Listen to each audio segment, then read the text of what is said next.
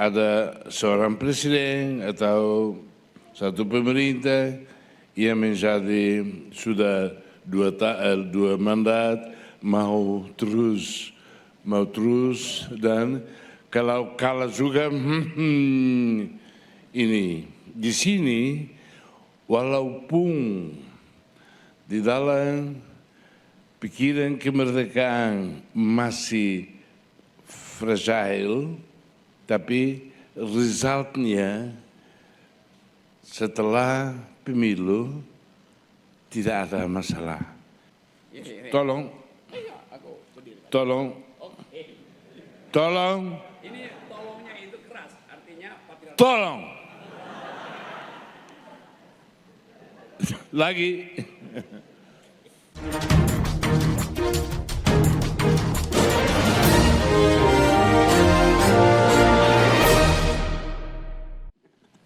Terima kasih Pak Rocky. Ini benar-benar forte. Ya, karena tadi Rocky itu Rock climbing. yes. Tolong. Ini tolongnya itu keras, artinya patriarki. Tolong. Lagi. Iya, tentang tiga masalah ini, apakah bisa saya memberi komen? Tentang yang pertama, masalahnya tadi bilang bahwa demokrasi itu semua, saya lebih bisa bilang bahwa kalau kita naik apa namanya itu ranking ya, ini menurut saya bukan Rocky, menurut saya ini lebih karena partai apa saja yang menang, yang lain tidak berusaha untuk mulai masalah. Lebih karena kita lihat dibandingkan dengan negara-negara lain, ada seorang presiden atau satu pemerintah yang menjadi sudah dua mandat mau terus dan kalau kalah juga ini di sini walaupun di dalam pikiran kemerdekaan masih fragile, tapi resultnya setelah pemilu tidak ada masalah. Ini yang menurut saya kalau kita naik ranking itu karena masalah ini. Tentang kedua, pertama juga masalah kalau kita lihat pada generasi baru, generasi yang futuro punya itu, saya berpikir bahwa yang penting adalah pendidikan yang bisa membantu mereka berpikir. Pak Frey tahu, saya kecewa sekali karena UCT daripada area-area yang lebih pantas dari UCT untuk itu kasih kedokteran. Karena hampir seluruh institut dan universitas sebelum UCT sudah ada kursus informasi, kursus kedokteran. Di sana yang kekurangan yang menurut persepsi saya kurang sekarang di generasi baru. Saya bilang baru karena saya ini sudah lebih daripada Rocky. Kalau Rocky masih bisa, saya sudah tidak bisa. Itu cara berpikir, logika, filosofi. Ini yang kalau tidak bisa membantu. Kalau tidak, Google aja. Kalau tidak, kita bisa bilang bahwa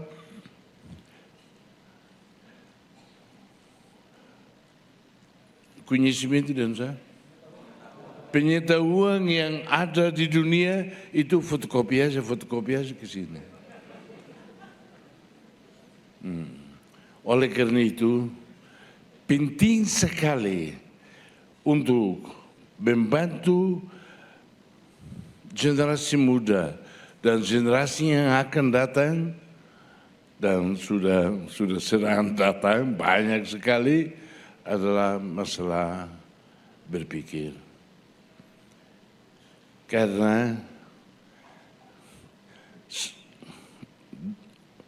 selama waktu kita sudah jadi merdeka 23 tahun ini, apa yang saya menghadapi adalah ini.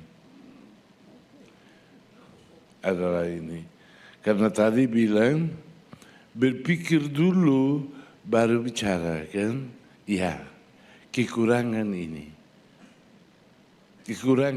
Ini untuk seluruh responsables bangsa, penjawab di universitas di sini, ini appeal dari saya, cara berpikir, logika. Kalau tidak ada diskusi. Kalau tidak, tadi bilang tidak, tapi saya harus tahu kenapa saya bilang tidak. Bukan tidak karena tidak. Bukan tidak karena saya tidak tahu apa-apa, saya tidak mau bicara. Tidak. Tidak karena kenapa saya bilang tidak. Kenapa saya bilang yes. Oleh karena itu, ini masalah besar sekali untuk generasi yang akan datang. Karena di generasi baru yang kita menghadapi setiap hari, masalah ini yang kurang sekali. Dan dari ibu, kita lihat ibu di sini, lihat lagi di sana. Saya tidak tahu kalau Pak Rocky tahu suatu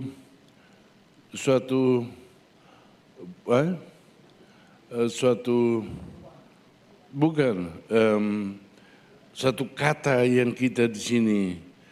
Kalau kita lihat ini, ibu ini lihat pada ini, lihat. Di sana, saya bilang kok bukan ibu Karmelita itu.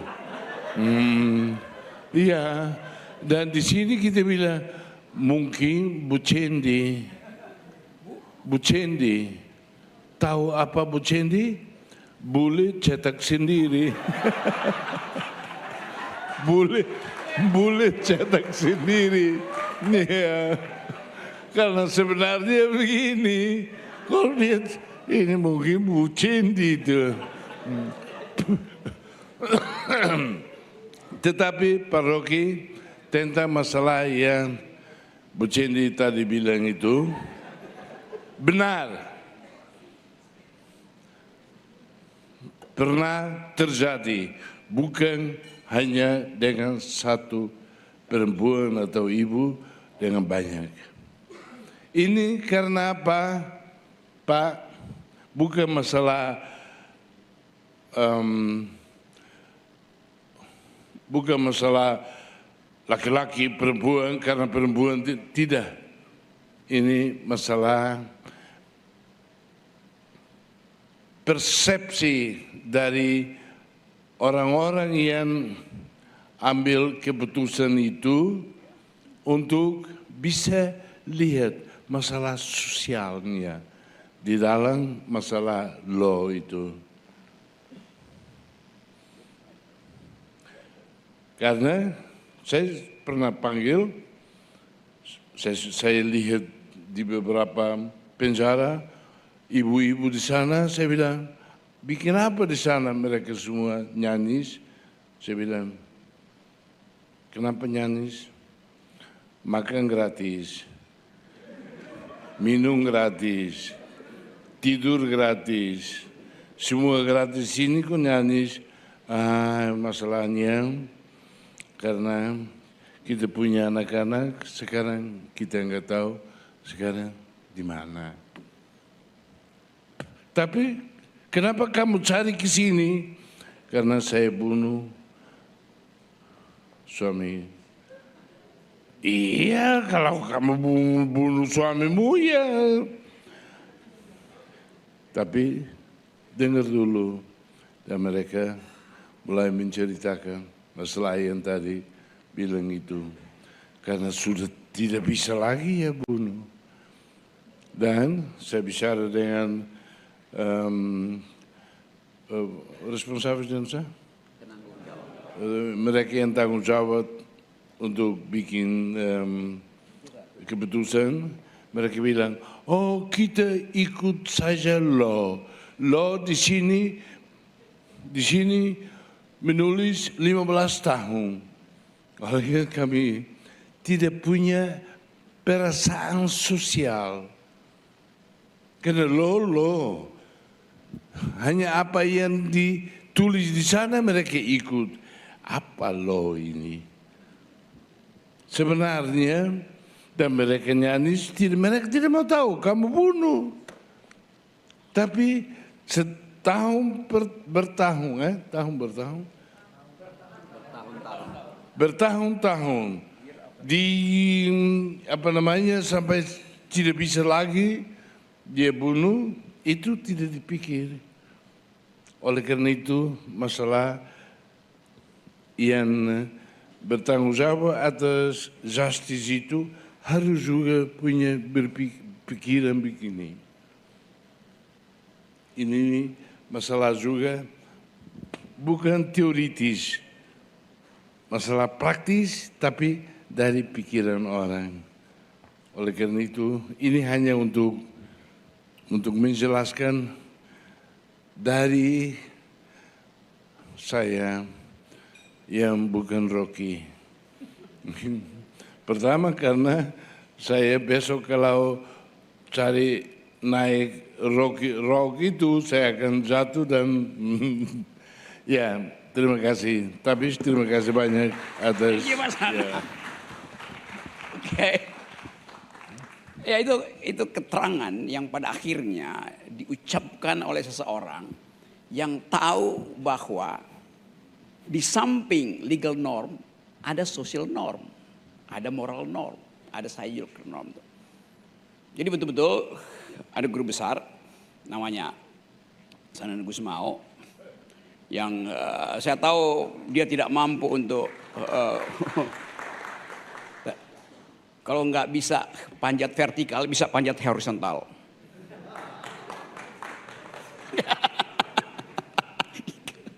Oke, terima kasih Pak Sanana. Next. Kita agora tama bahasa saung segundo, kita masuk ke area yang kedua, diplomasi. Diplomasi. Sekali lagi 15 menit untuk Bang Rocky sampaikan apa yang mau disampaikan soal diplomasi. Saya pernah belajar teori diplomasi di Fakultas Ilmu Sosial. Saya dulu belajar hubungan internasional di UI. Tapi saya pertama kali kuliah justru di Fakultas Teknik, jurusan elektro. Lalu belajar hubungan internasional, belajar economics, belajar hukum, belajar filosofi itu. Jadi Saya tahu bahwa diplomasi itu adalah upaya untuk menghindari politik kekerasan. Diplomasi adalah upaya untuk menghindari war. Tapi era lalu, kira-kira abad yang lalu itu, tahun 90, 2000 awal itu, kata diplomasi itu kehilangan hakikatnya. Karena ditemukan teknologi untuk mengefisienkan perang. Jadi kata itu dulu dipakai untuk menjelaskan perang itu biadab. Maka lebih baik pakai otak, kemampuan diplomasi itu.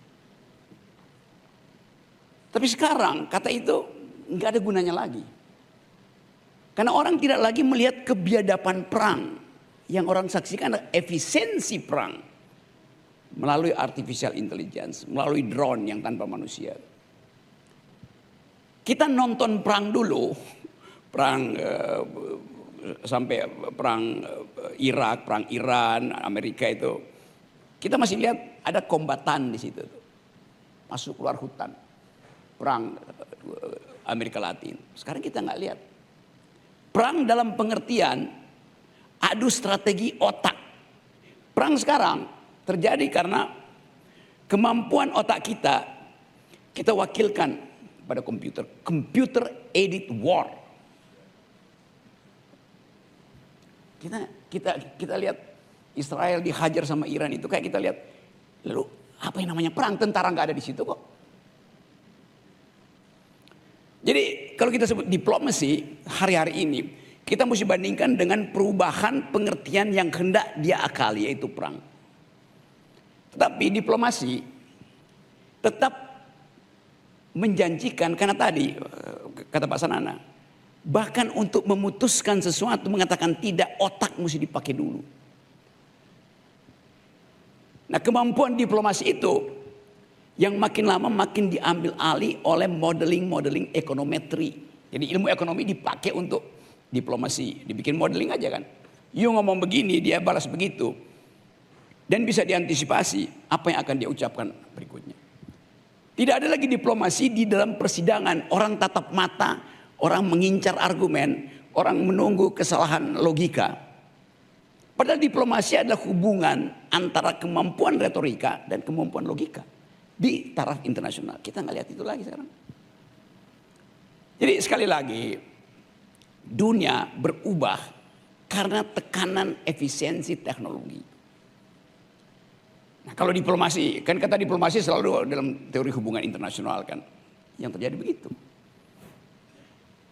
Jadi kondisi ini yang memungkinkan kita menganggap bahwa ilmu diplomasi sekarang diubah menjadi ilmu untuk memungkinkan ada transaksi dagang dengan negara lain. Cuman itu sekarang.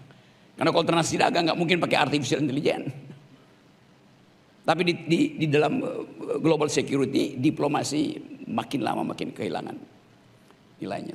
Nah, saya menganggap bahwa kemampuan berdiplomasi bagi sebuah negara baru pasti itu yang hendak diunggulkan.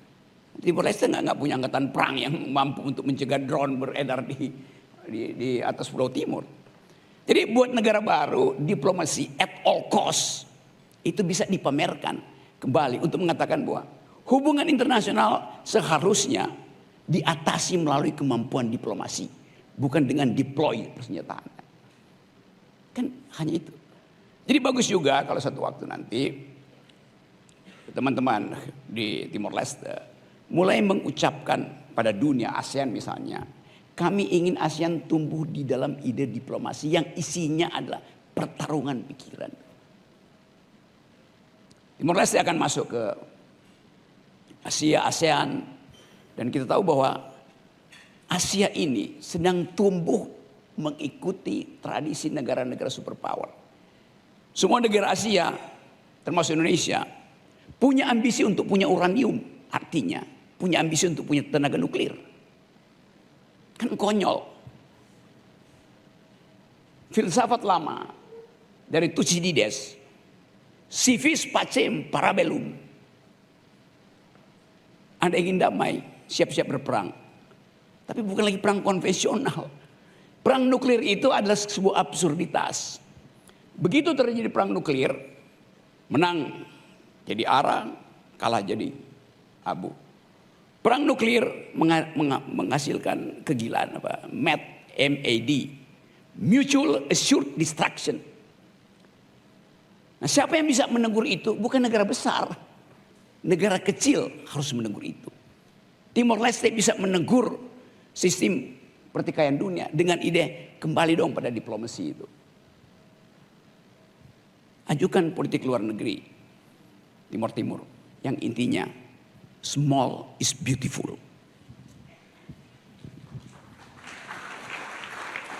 Oke, kita tama ba sesaung pergunta e resposta segundo, kita undang para panelis untuk bertanya sekali lagi.